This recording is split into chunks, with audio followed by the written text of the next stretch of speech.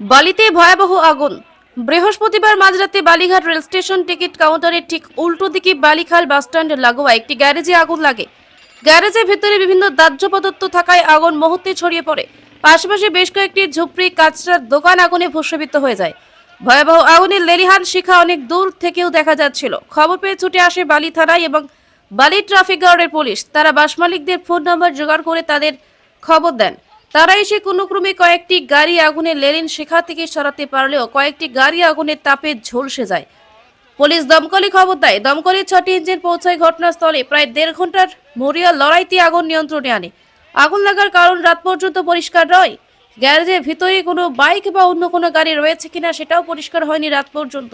Police এবং দমকল খতিয়ে দেখছে, কোনো হতাহতের খবর নেই। বালিতে ভয়াবহ আগুন।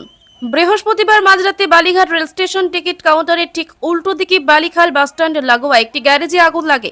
গ্যারেজের ভেতরে বিভিন্ন দাহ্য পদার্থ থাকায় আগুন মুহূর্তে ছড়িয়ে পড়ে। পাশাপাশি বেশ কয়েকটি ঝুপড়ি কাঁচরার দোকান আগুনে ভস্মীভূত হয়ে যায়।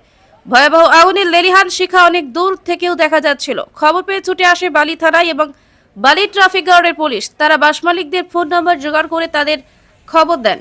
তারা এসে কোনো ক্রমে কয়েকটি গাড়ি আগুনের লেলিন শিখা থেকে সরাতে পারলেও কয়েকটি গাড়ি আগুনের তাপে ঝলসে যায়।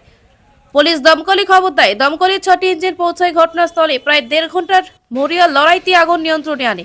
আগুন লাগার কারণ রাত পর্যন্ত পরিষ্কার নয়। গ্যারেজের ভিতরে কোনো বাইক বা অন্য কোনো গাড়ি রয়েছে কিনা সেটাও পরিষ্কার হয়নি রাত পর্যন্ত। পুলিশ এবং দমকল খতিয়ে দেখছে, কোনো হতাহতের খবর নেই।